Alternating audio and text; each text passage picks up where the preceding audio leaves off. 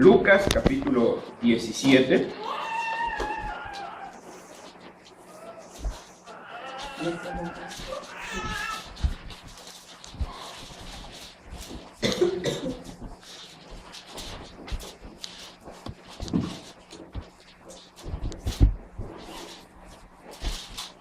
Vamos a leer los versículos 17, 18 y 19 de Lucas 17, los versículos 17, 18 y 19.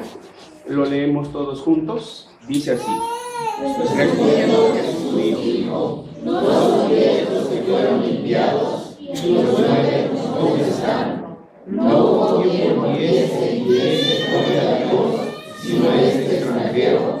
Y le dijo: levántate, vete, tu fe te ha salvado. Amén. Vamos a orar. Nuestro buen Dios, gracias te damos por concedernos en la comunión de los santos, a través de la exposición de tu palabra, que podamos conocer tu voluntad.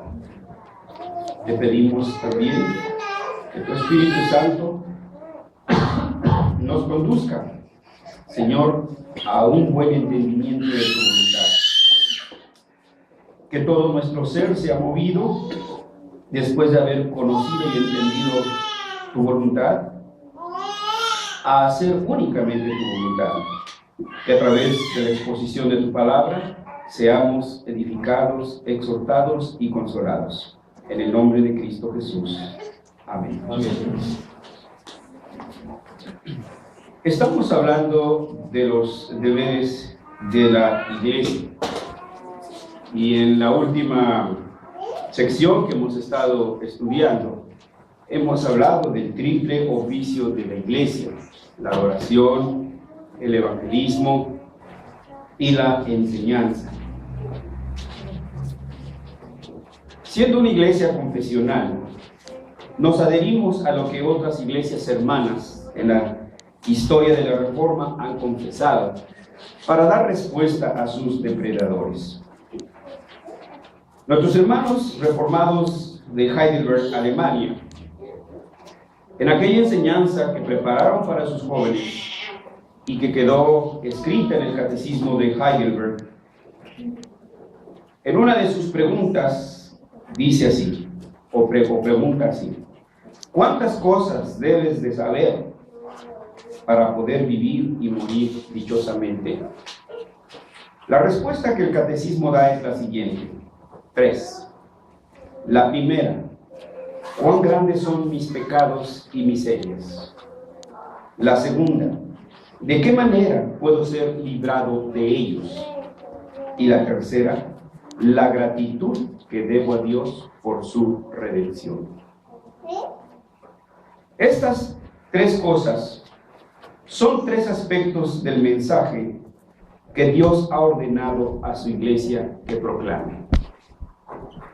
Y ya se ha hablado de las 2 primeras, y también la iglesia debe proclamar esta tercera, o sea, la gratitud del cristiano. De las respuestas a la pregunta, la tercera dice: la gratitud que debo a Dios por su redención. Entonces, esta es nuestra tarea como iglesia. La iglesia predica la gratitud cristiana. ¿O no ha encargado el Señor en la gran comisión que la iglesia haga discípulos en todas las naciones? Y ahí dice categóricamente: enseñándoles que guarden todas las cosas que os he mandado. Mateo 18:20, ustedes lo pueden leer ahí. Pues vivir la vida cristiana, tal como Dios demanda que la vivamos, es vivir en permanente gratitud para con Dios. Por esta razón, vamos a ver de este mandato que el Señor ha dado para su iglesia, que predique la gratitud cristiana. Vamos a ver en primer lugar la gratitud que el cristiano debe al Señor y su relación con su gracia. Después que hayamos desglosado este punto, veremos la gratitud y su relación con la ley de Dios, para que entonces arribemos al tercer punto de la gratitud y el señorío de Cristo. El primer punto, la gratitud y la gracia del Señor. Lo primero que tienen que saber, o lo primero que tenemos que proclamar nosotros como iglesia, en cualquier situación que el Señor nos ponga, cualquier oportunidad que Él nos dé, proclamar categóricamente que la salvación es por gracia, no por obras. Nadie se gana la salvación, nadie merece la salvación, es únicamente por gracias. Esto es cierto, pero lamentablemente hay quienes han abusado de esta verdad escritural. Parece ser que en tiempos de la Iglesia apostólica había aquellos que recomendaban seguir pecando, porque de esta manera la gracia sería más abundante. A mayor pecado, mayor la manifestación de la gracia. Esa es la respuesta, ¿no?, que encontramos ahí cuando Pablo habla a los romanos en el capítulo 6 y en el versículo 1. Pablo responde, de ninguna manera, ¿no? Inmediatamente dice, no, no es así. En la actualidad hay cristianos que tienen la desfachatez de vivir como viven mundanos, sin la menor pizca de vergüenza. Hubo, por ejemplo, en una iglesia, un hombre que al mismo tiempo que era miembro de la iglesia, los fines de semana visitaba antros y bailaba y se emborrachaba. No es que... Lamentablemente es a menudo estos ejemplos que se dan en algunas iglesias. Cuando fue amonestado por el consistorio para que rompiera con ese pecado, él respondió, al fin y al cabo que la salvación es por gracia, no por obras. Y diciendo esto, este hombre continuaba con su vida rutinaria de pecado. Casi es imposible imaginar un razonamiento tan más ilógico. Su problema es que aquellos mismos, ¿sí?, o más bien que ellos mismos elaboran su propia definición de pecado. Y por supuesto que este no entra en su código, o bien de plano ya se volvieron cínicos. La realidad es que ninguno que ha sido salvado por la gracia puede vivir contento en un verdadero amaciato con el pecado. Léase, por ejemplo, Gálatas 2:20, si alguien nos ayuda y lo lee. Gálatas 2:20. Con Cristo estoy juntamente crucificado.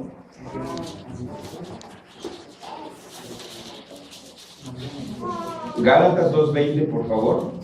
Esgrima. Con Cristo estoy juntamente crucificado, y ya no vivo yo, mas vive Cristo en mí, y lo que ahora vivo en la carne, lo vivo en la fe del Hijo de Dios, el cual me amó y se entregó a sí mismo por mí.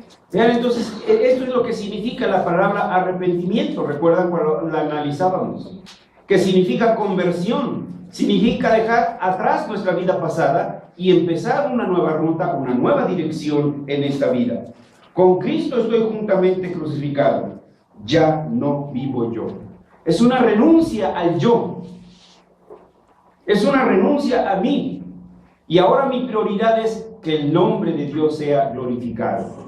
Esa es la pregunta número 1 del catecismo, ¿no? ¿Cuál es el fin principal del hombre? El fin principal del hombre es glorificar a Dios y gozar de Él para siempre. Y Pablo lo hace más contundente, ¿sí? Y ya no vivo yo, mas vive Cristo en mí, y lo que ahora vivo en la carne, lo vivo en la fe del Hijo de Dios. Es decir, ahora todo mi ser, mis ojos, mis manos, mis brazos, mis pies, mi corazón, cada latido de mi corazón está dirigido al servicio de Dios. Ese es el cambio de vida, esa es la novedad de vida. Quien voluntariamente sirve al pecado y por ese mismo hecho da una completa evidencia de que no han sido salvos. ¿O no dice la Escritura por sus frutos lo conoceréis. A la pregunta, ¿qué pues diremos? Dice Pablo, ¿perseveraremos en el pecado para que la gracia abunde? La respuesta de Pablo fue categórica: en ninguna manera, porque los que hemos muerto al pecado, ¿cómo viviremos aún en él? La Escritura también enseña, esta es otra segunda fase de nuestra proclamación como iglesia. La Escritura enseña la salvación por fe, no por obras. Esto es algo que nosotros debemos decirle a nuestro amigo, a nuestro hermano, a nuestro compañero de trabajo, en toda oportunidad que el Señor nos dé. La salvación es por fe, no por obras. Y la salvación por fe equivale a decir salvación por gracia. Pero debe notarse que la palabra de Dios no enseña una salvación por fe que no obra. Repito, la palabra de Dios no enseña una salvación por fe que no obra. Por el contrario, denuncia a tal fe como muerta cuando completamente no hace nada, y es entonces una fe completamente muerta y sin valor. Santiago también dice enfáticamente en su epístola: porque como el cuerpo sin espíritu está muerto, así también la fe sin obras está muerta. Santiago 2:26. Cuando Pablo insiste con todo vigor en la justificación por la fe sola, él está pensando en una fe viviente. En sus propias palabras escuchamos: fe que obra por el amor. Si amas, obras. Si amas, respondes. Si amas, actúas. Si amas, hay acción. No me vengas a decir que me amas y no das muestra de ese amor.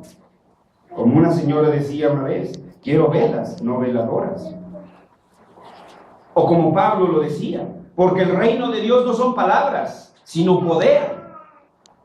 Y cuando analizamos esta palabra a la luz del griego koiné, cuando dice poder usa la palabra ergon, que quiere decir trabajo, que quiere decir obras. Es decir, el reino de Dios no es mera academia, no es mera teoría, es trabajo, es acción, son obras. Entonces, alguien que ha nacido de nuevo, en gratitud a Dios, ahora todo lo que hace, lo hace para agradar a su Dios.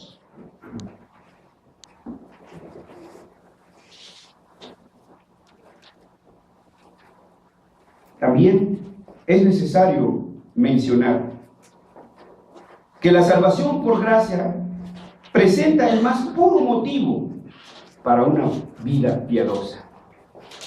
Mientras que todas las otras religiones dicen a los hombres que hagan lo bueno para que sean salvos, escuchen, vean muy bien, son casi las mismas palabras, pero colocadas en diferentes sintaxis, hermanos, esto cambia el sentido de las cosas.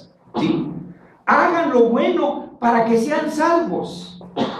Esto equivale a lo que los papistas hablan de la gracia corredentora o de la gracia cooperante. Dios te ha dado esto, pero tú tienes la obligación de poner esto otro. Entonces ya son socios. Entonces ya es un consorcio, ¿no? 50-50. Tú pones esto, yo pongo lo otro. No es así.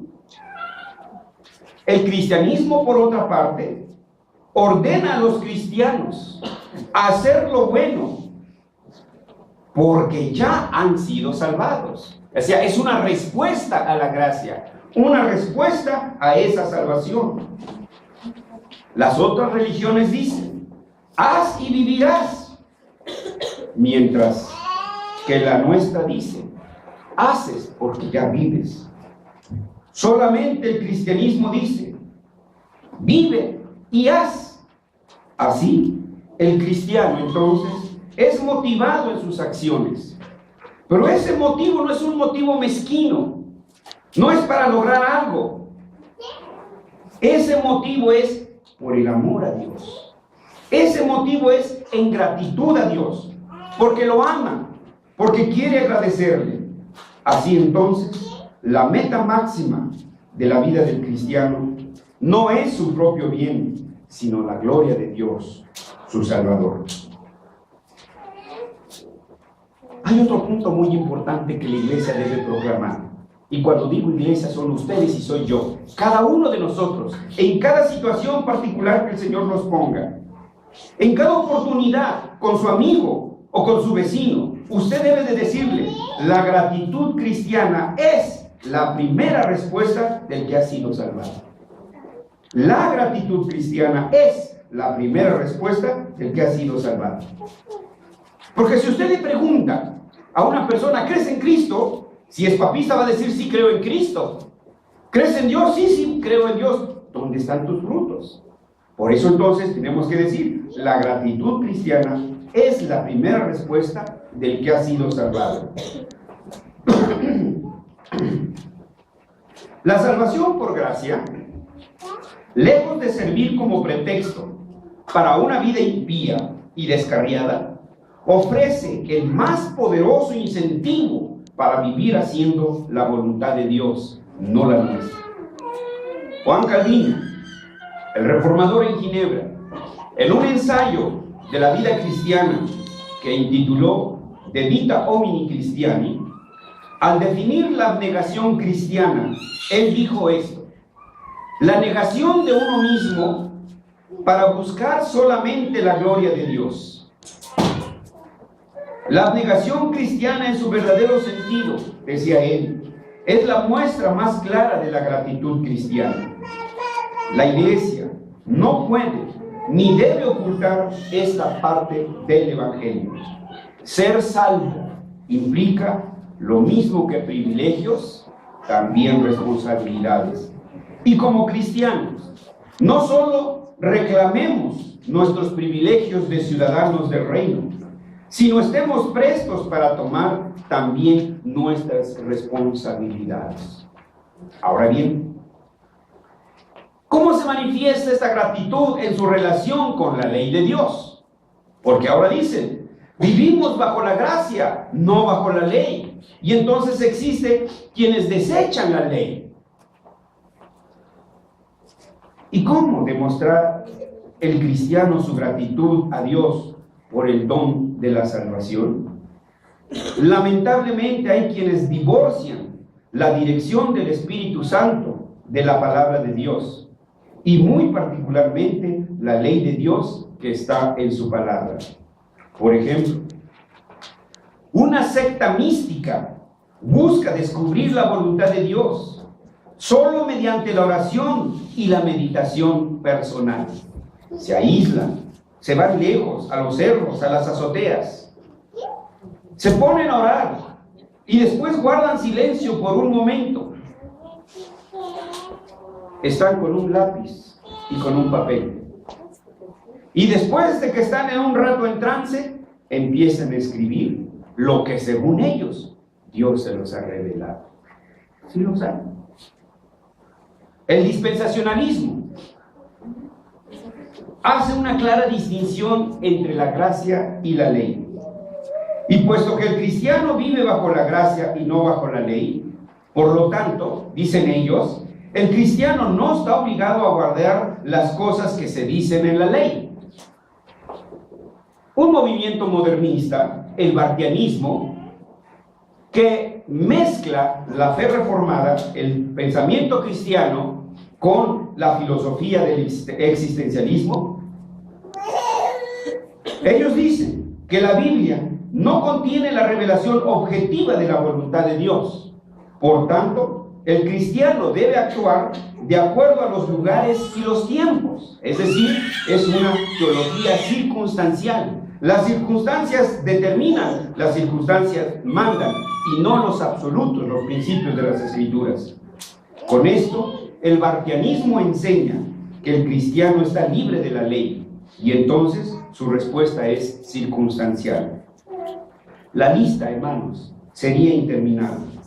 Lo triste es que muchos cristianos, sinceros en su búsqueda de saber la voluntad de Dios, sustituyeron la dirección de la Sagrada Escritura por un misterioso tipo de experiencia subjetiva. Pablo nos recuerda: toda la Escritura es inspirada por Dios, toda es útil para enseñar, toda ella útil para redarguir, toda ella para corregir, toda ella para instruir en justicia, a fin de que el hombre de Dios sea perfecto, enteramente preparado para toda buena obra. Para el cristiano, entonces, vivir en permanente gratitud es vivir de acuerdo con la ley de Dios. Es una manera de mostrar nuestra gratitud para con Dios, y no según nuestras locas imaginaciones. Solo Dios tiene el único derecho de decidir y definir qué es lo bueno, decidir y definir qué es lo malo. Es Dios quien define lo bueno y lo malo, no el hombre. Ahora bien, ya hemos visto la gratitud en relación con la gracia, la gratitud en su relación con la ley. ¿Y qué del señorío de Cristo? La gratitud y el señorío de Cristo. Es imposible recibir a Cristo como Salvador sin reconocerle de inmediato como Señor. El que dice que Cristo es su Salvador y rehúsa obedecer sus mandamientos es un mentiroso y se engaña a sí mismo. El hecho claro es que tal persona aún no se ha arrepentido de sus pecados ni los ha abandonado, y por consiguiente esa tal persona no es salva. Porque Jesús declaró: si alguno quiere venir en pos de mí, niéguese a sí mismo, tome su cruz y sígame. Tomás, recordarán, fue recriminado duramente por su incredulidad, pero cuando reconoció a Jesús como su Salvador, cayó de rodillas y dijo: Señor mío y Dios mío. Pablo, quien era un acérrimo perseguidor de los cristianos, cuando el Señor les salió a su encuentro, cuando Cristo salió a su encuentro, también cayó de rodillas y dijo: Señor, ¿qué quieres que haga? Está claro que Pablo no aceptó a Cristo primero como Salvador y más tarde, con el correr del tiempo, como su Señor. De ninguna manera. Él aceptó de inmediato sus dos cualidades. Creer en Cristo y obedecerle no son actos separados, sino son dos aspectos de un mismo acto. La sangre del Hijo de Dios, vertida en la cruz, no solo expió los pecados de los elegidos, sino que también con ello los compró. Comprados hemos sido con la sangre de Cristo. No somos ya nuestros, somos propiedad de nuestro Señor Jesús. Ellos han sido comprados por precio. Así lo dice. Si me ayudan acá, 1 Corintios 6:20, y de este lado 1 Corintios 7:23, para que lo escuchemos. 1 Corintios 6:20 de este lado y 1 Corintios 7:23 acá. Por favor. Por precio fuisteis comprados, no hagáis esclavos de los hombres. Por precio fuisteis comprados. Punto. Entonces ya no tenemos por qué ser esclavos de los hombres. ¿Sí? Ay, te invito a un bautizo. Hermanos, no puedo ir a la iglesia porque me fui a un bautismo. ¿Cómo que cómo? Sí, así de sencillito le hacemos, ¿no? Es que mi compadre de mucho tiempo. No, hermanos. Ahora tenemos una prioridad, y esa prioridad es el reino de Dios.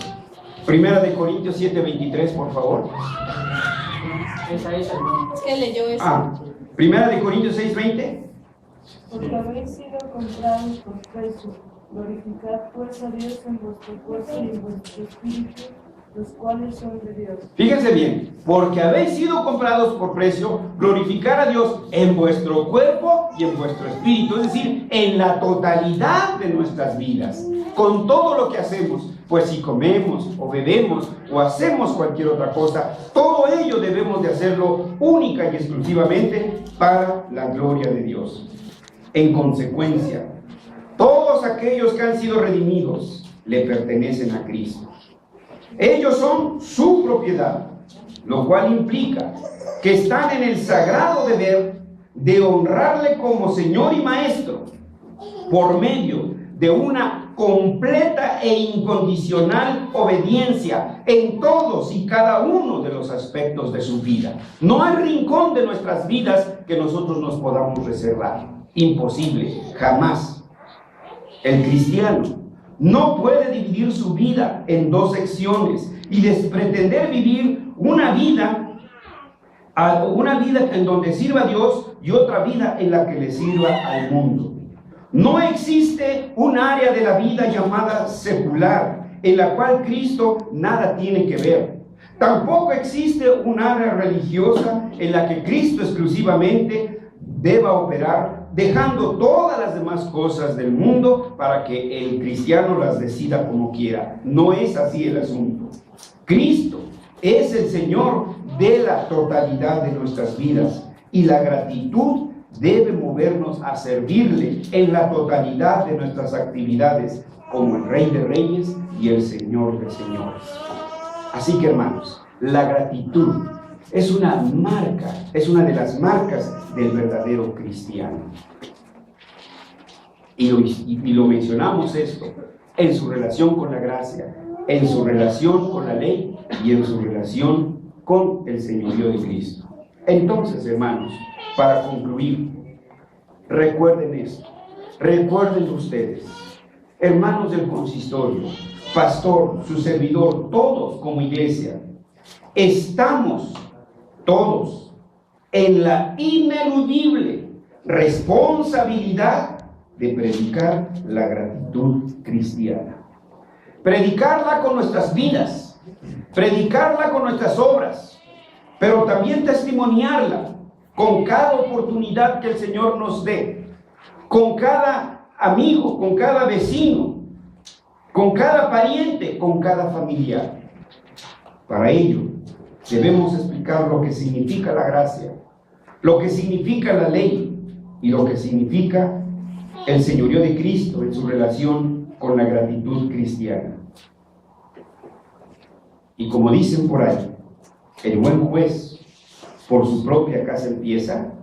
Así entonces, hermanos, nuestra iglesia, nosotros, cada uno de los que nos congregamos aquí, debemos comenzar por nuestra propia casa. Cada uno de nosotros, por nuestro testimonio.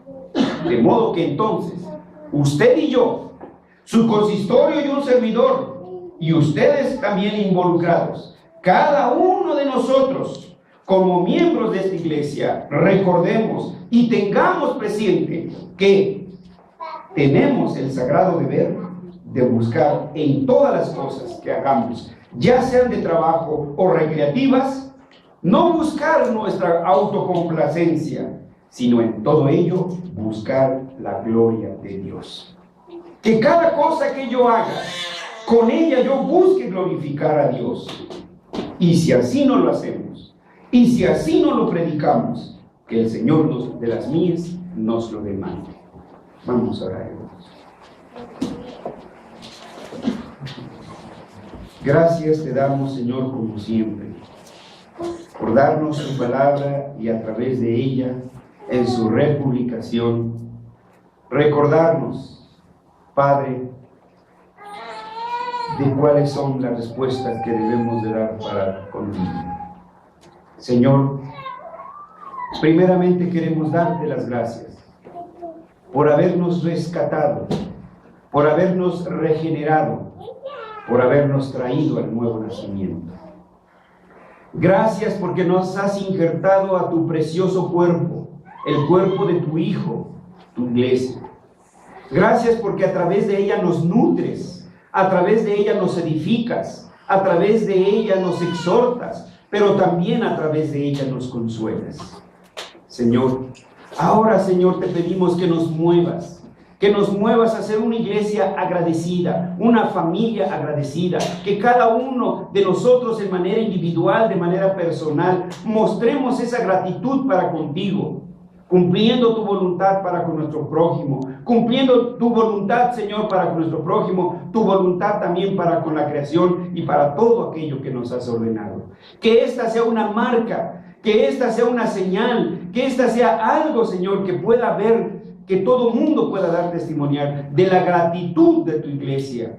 Que sea una iglesia que viva una vida plena y permanente de gratitud hacia ti. En Jesús oramos. Amén.